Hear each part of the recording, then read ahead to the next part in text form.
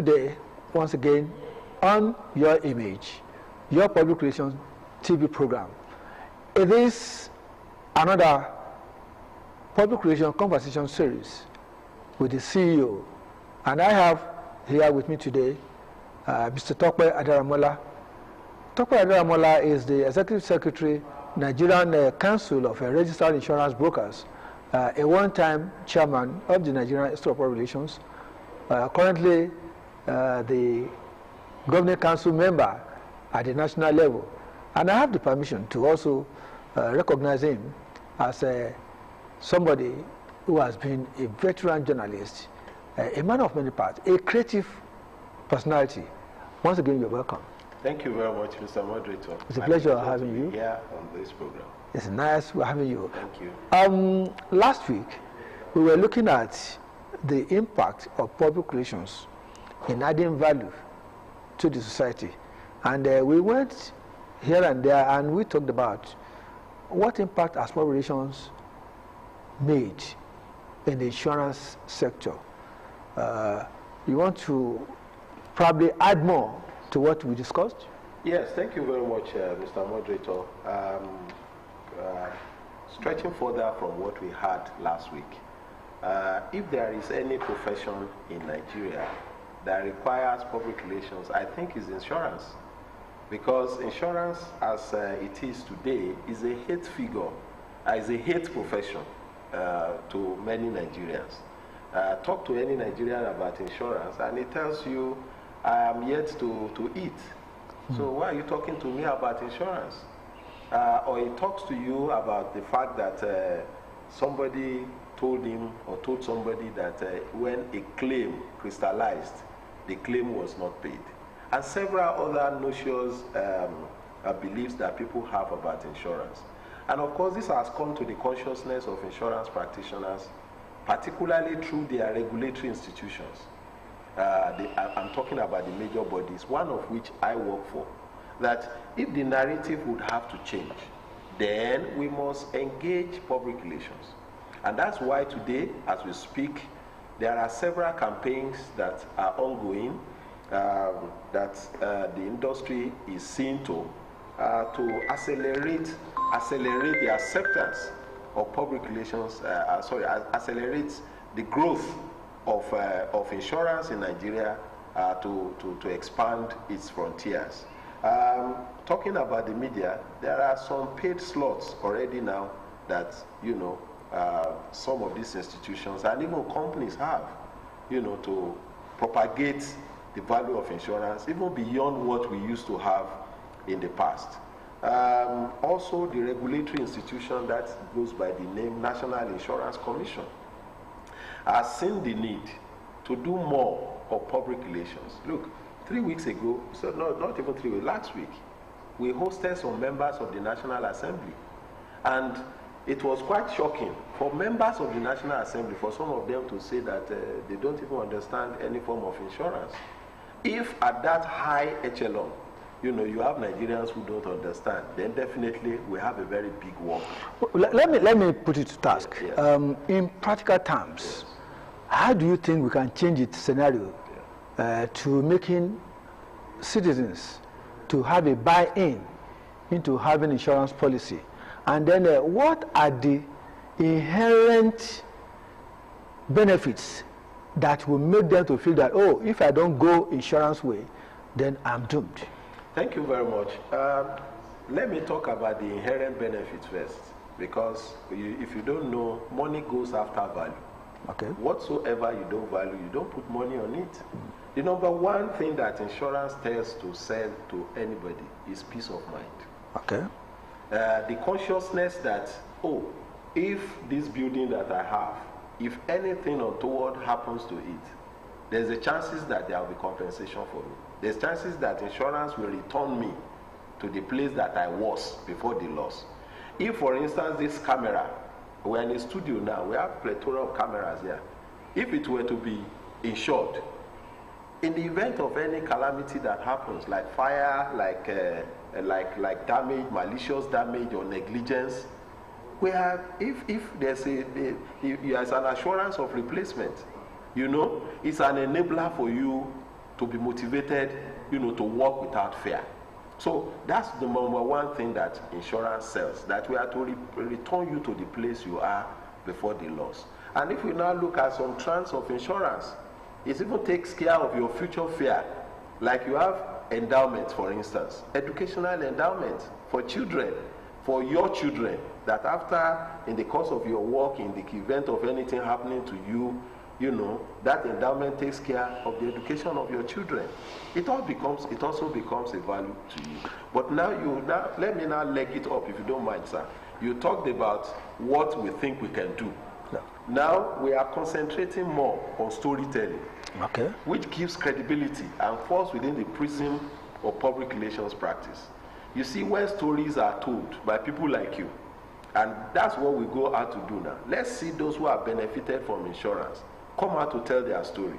I want to tell you something. In the church where I fellowship, the pastor of my church was traveling down to Abeokuta here, and right there at Waterman, his car was crushed by a trailer. And naturally, people gravitated around him. They were praying for him. I also joined to pray. But I asked my pastor, do you have insurance? I said, insurance, which one? As any Nigerian would do, I said, sir, give the document to me. And I went straight to the insurance company. Today is a living testimony. You sure it's not by your influence? No, by my influence. It was even the transaction was transmitted online. Let me tell you something today, Mr. Moderator. No, because we are dealing with reputation matters. Yes. And insurance, PR is also about truth. Okay. So I'm telling you the truth, which are verifiable. It went, and his car was replaced. The car that he uses now was courtesy of the insurance industry. Well, we are not treating insurance today, yes, but I just felt that but storytelling our people needs to be assured that there's need to get assured, and there's need to be assured. Yeah, sure. I mean insured. Yes. Looking back into public relations and governance, how do we change the scenario? How do we make governance to deliver to the needs of the people? Well, a lot depends on the leadership as well as the followership. The leadership must identify the need to legitimize their leadership by virtue of seeking favorable image for themselves and for their government.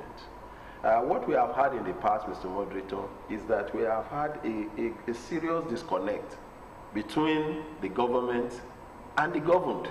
So you have the governed rowing this way, and you have the government rowing this way. And a lot of times, you also see that our leaders are struggling, like the Yoruba people will say, but because there's nobody to adequately communicate what they are doing. And that's where public relation comes in. And I have to interject. Yes, please. If we say there's missing the road between the people in the governance, and the governed, yes. Where's the link? Yes. And how do we re-engineer the situation? The civil service or the civil service machinery has been structured in a way that it must make delivery of dividend of democracy possible. What has happened? Well, the disconnect that has happened, I can tell you with all sense of seriousness that it happened more when we had the military governance. And because I was privileged to have worked with military. So who values public relations, military or politicians? I can say that the military value more of propaganda than even public relations. Because having worked with them, what the military believes more in, as at the time, they were in government, was to enhance legitimacy at all means and on all fronts, irrespective of what is done. We know that when a military governor comes to office, the first thing he does is to present and project a messianic posture, as if he's a messiah. Yeah. But ultimately we know that the governance is not connected, and that's the hangover That's the hangover that we have even up to today. So invariably, well, a leader will tell the people that, well, I roll my own way, I pursue my agenda without having consideration for the agenda of the people. What do you now see as the causative factor in not making politicians, particularly the people in government, to engage PR? Yeah, it's lack of ignorance. Sorry, it's lack of knowledge and cross ignorance. I do say that if you put the round pegs in the round holes, for God's sake, you and I know how those who are trained and seasoned to do public relations have been shortchanged in the affairs of even managing their forth. You rather prefer that politicians who ultimately become our leaders and so on, engage those who have even nothing to do with public relations to apply their image. And when you have a misfit occupying a fit position, then there will be a dissonance. As a member of the governing council, what is the current council doing about removing that bottleneck? The current council, under the leadership of our able president, Dr. Okudero, is breaking a lot of grounds there. Are you aware that we have never had a time where we had face-to-face engagement with the critical stakeholders in government? This leadership has done that. He has had time to address the National Assembly. He has had time to address a congregation of the president, the vice president, and other top-notch in government. And they were wowed by the value of which public relations can do. Take for instance, you know, in Ogun State we had the PR week. Our able governor here, you know, came to the PR week, and he was so excited and fascinated, and he was quite transparent on that day. He told us that if not that we brought him here, he would never have known the depth of what value public relations. The difference. The difference. And this came under the leadership of Dr. Okudero, the present leadership of Nigerian Institute of Public Relations. We realize that it's a long haul, but we are taking it by stride, and we are being strategic about it. And ultimately, we will get over it.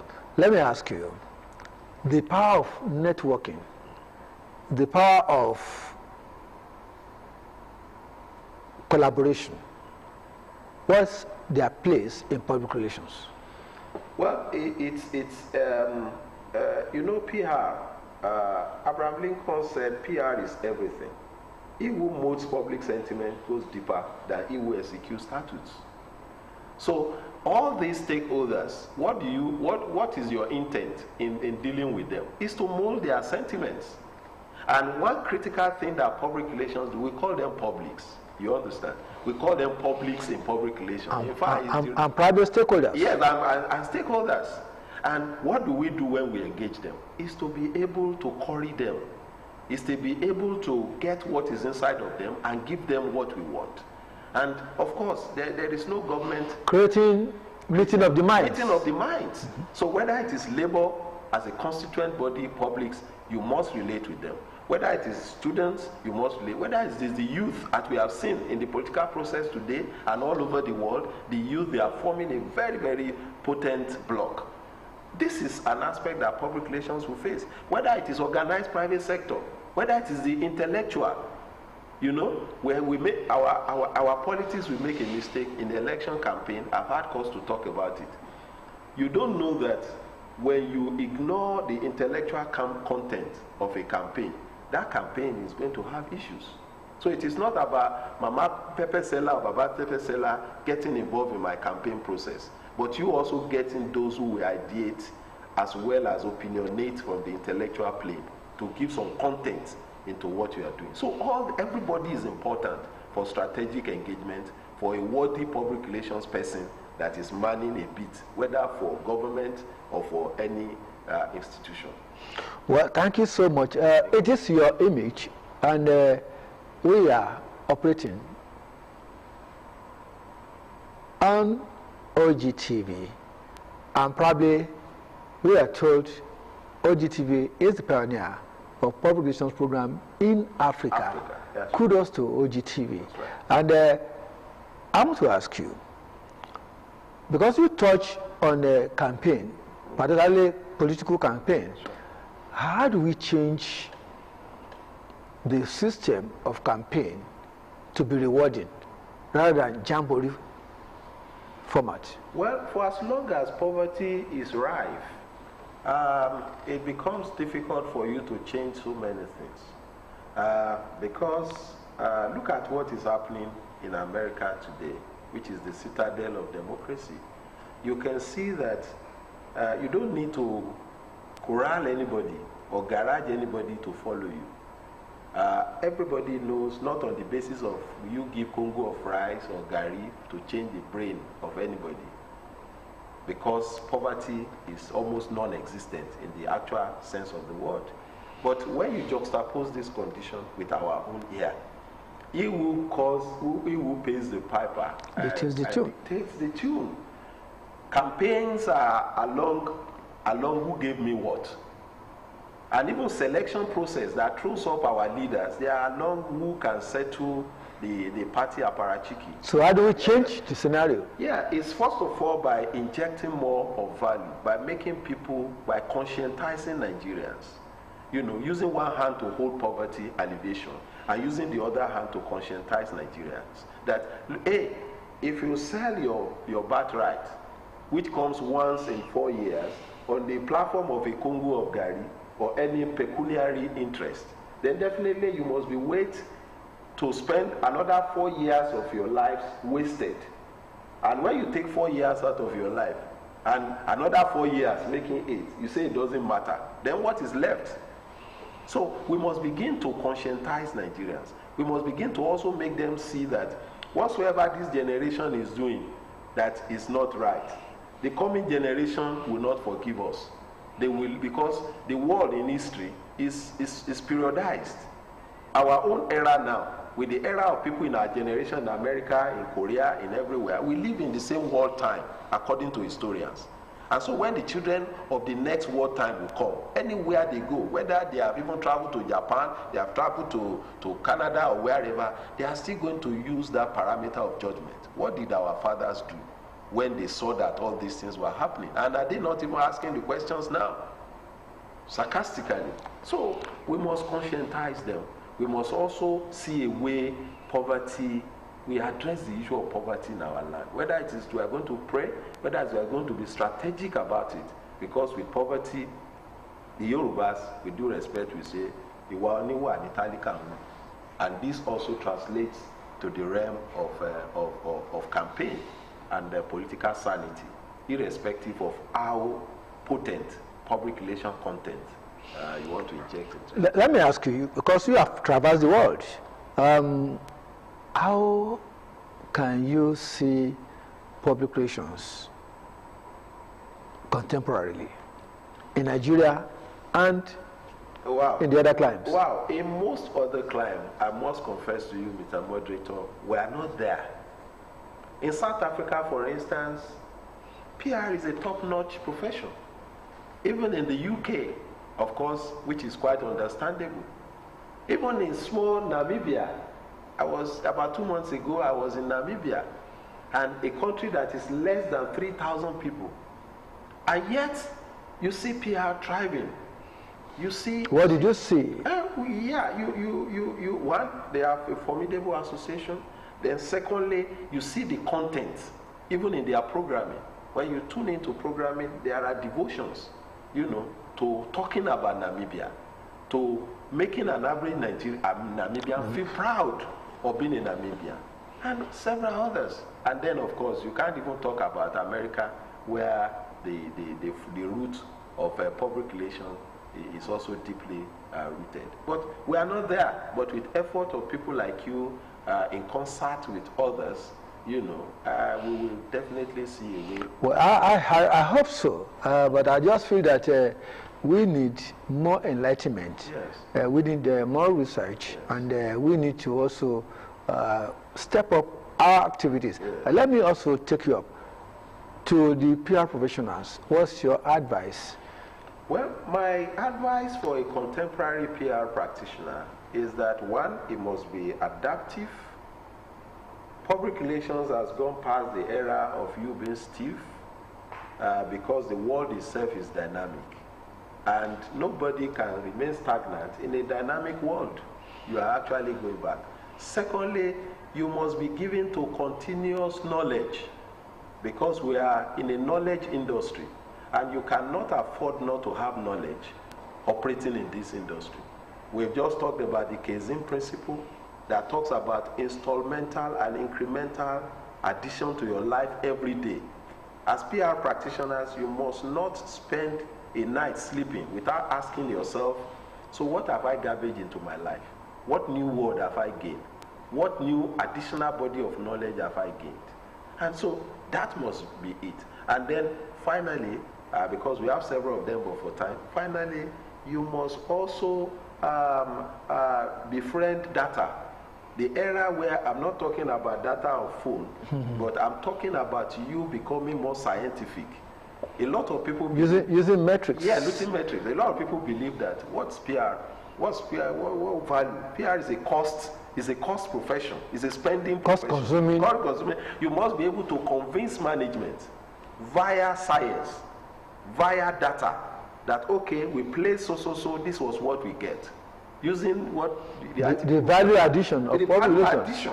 So they must. People like to relate to figures. The bane of our forefathers in the field of public relations was that they use rule of the thumb. We play something in punch. We say, where is it? Probably where we have failed yes. to impress it on the CEOs is because we have been unable to say, I've used PR to mobilize this group. Exactly. And this group has handles this volume and quantum committed to numerics. Well, let me not forget to formally congratulate you on the October 9 Your Image PR Program Award that is coming up in Abeokuta. And it's a pleasure. I particularly drew you nearer so that we want the public to gain more about the expertise, about your exposure and the like. It's congratulations for the coming award as a PR, award of PR expertise. Right. I want to say that's a big one for you. Thank you very much. And if I can say, it's one of the awards that I cherish so much, even though with all sense of modesty I have a lot of it. But this is particularly coming from my profession, my primary profession, which is public relations, and it's so dear to my heart. I look forward eagerly to that day, which coincidentally is also my birthday. Oh, great. So, great. It's a sign of great things to happen. The Lord will take us there. Amen. Thank you so much. The discretion of a Pr-Primus. It is well. It is well. It is on that note that, on that joyful note, that we want to say a big thank you to Mr. Tope Adaramola, Executive Secretary, Nigerian Council of Registered Insurance Brokers, and currently a member of Governing Council of the NIPR. It can be better. It is one of the new stages we are going into, and the Lord will continue to be with us. Amen. You viewers, we so much appreciate you. We are glad that you are always there, and God bless you. God bless Nigeria as we engage public relations more to advance the cause of the unity, development, and progress of Nigeria. Until next week, I'm Anchor-Akin Okudero, your anchor. Bye.